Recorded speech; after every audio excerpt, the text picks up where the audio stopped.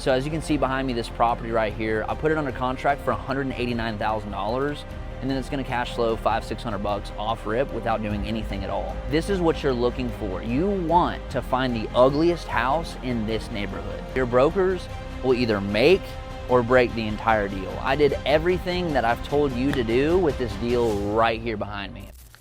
Hey guys, I wanna talk to you about how to find undervalued properties in your market.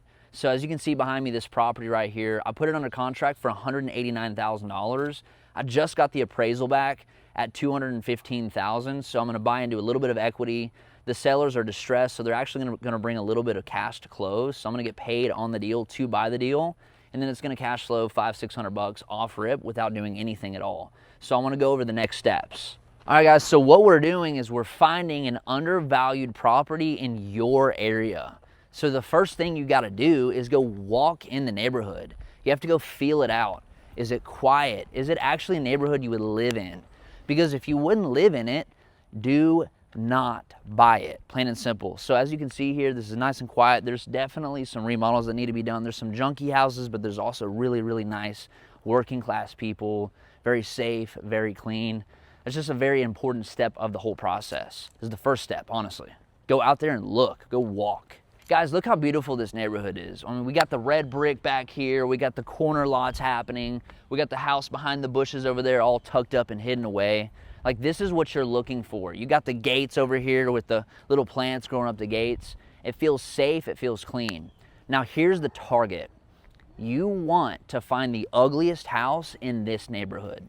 This neighborhood that's very clean, it feels very good, but you have a house that's a little distressed. You're not looking for the house that's falling apart and like needs to be torn down.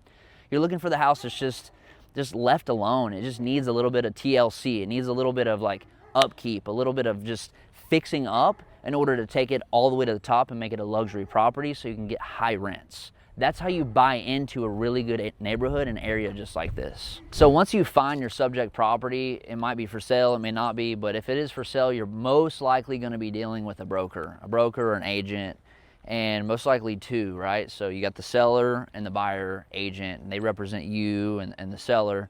And what you have to realize is now, like, once you put in an offer, you have to figure out who your seller is. You have to figure out what their situation is and make an offer that you think will solve their problem. And it works for you and your seller and then the brokers.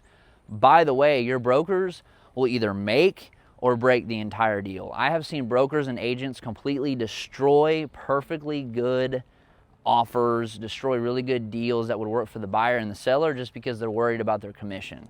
So you have to be very aware of that. So you just have to know who you're talking to. Why is the seller selling? Why do you want to buy the property? Are they selling it because it's a problem property, or are they selling it because like they love the property but they just can't afford it anymore? They don't want to rent it out. They don't want to deal with tenants. They don't want to be a landlord. There's so many different reasons. So you have to figure out what's important to them, solve the problem, get control of the property, and close the deal. So I did everything that I've told you to do with this deal right here behind me, okay? So I found out who the seller was. She's from out of state. She had some problems. I solved her problems. I figured out who my seller was, and I made a deal that worked for me, that worked for the seller, that worked for the brokers. So the deal has to work for everybody. You have to solve the problem, and you have to come in as the superhero. Okay, sometimes the seller, they just need to get out, and that's why we're here as the buyers, real estate investors. So that's what we're here for. We're here to help you guys. So if you have any questions, concerns, drop a comment, drop a like. Make sure you like and subscribe. We'll see you on the next one. Let's roll.